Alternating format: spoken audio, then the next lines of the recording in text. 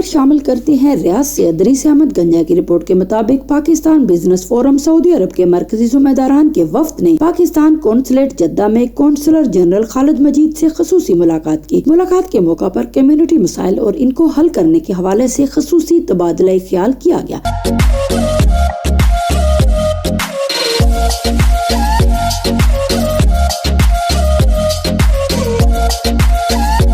وفد میں چودھری محمد امجد گجر، عقیل آرائی، چودھری ریاض گھمن، انجم اقبال وڑائچ اور اعجاز بشیر شامل تھے۔ وفد نے کمیونٹی مسائل اور بزنس فورم کی کارکردگی کے حوالے سے قونصلر جنرل کو خصوصی بریفنگ دی، جبکہ اس موقع پر قونصلر جنرل خالد مجید آرائی کی جانب سے پاکستان بزنس فورم کے کردار کو سراہا گیا۔ ملاقات کے موقع پر ڈپٹی قونصلر جنرل محمد عدنان، ویلفیئر اتاشی عبدالرؤف میو اور پریس قونصلر محمد عرفان بھی موجود تھے۔ ادریس احمد گنجا، ATN ریاض۔